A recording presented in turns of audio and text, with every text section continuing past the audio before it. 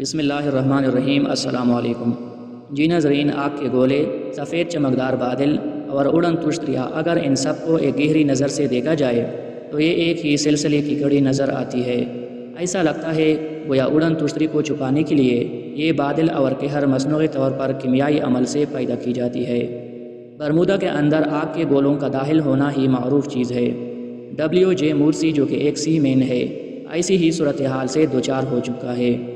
WJ Morsi کا بیان ہے کہ وہ سن 1955 عیسوی میں اٹلانٹک سٹی نامی جہاز پر کام کر رہا تھا۔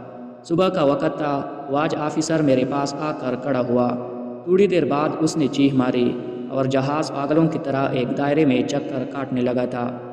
تب ہم نے دیکھا کہ آگ کا ایک بہت بڑا گولا بڑی تیزی کے ساتھ جہاز کی طرف آ رہا ہے۔ میں خوفزدہ ہو کر عرصے پر کود گیا۔ میرے ایک ساتھی نے مجھے دھکا دے کر عرصے پر اپنے ساتھ گرا لیا۔ وہ آگ کا گولا ہمارے اوپر سے گزر گیا۔ پھر بعد میں ہم نے دیکھا کہ سمندر خوفناک انداز میں تلاتم خیز تھا۔ ہم کپتان کے کمرے کی طرف دوڑے تو وہاں کمپاس بھی ناکارہ پڑا ہوا تھا اور سارا راستہ خراب ہی رہا۔ جی ناظرین، یہ تھی ہماری آج کی ویڈیو۔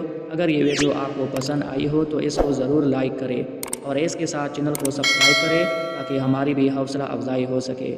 انشاءاللہ اگلی ویڈیو میں پھر ملاقات ہوگی۔ تب تک اپنا خیال رکھیے۔ خدا حافظ۔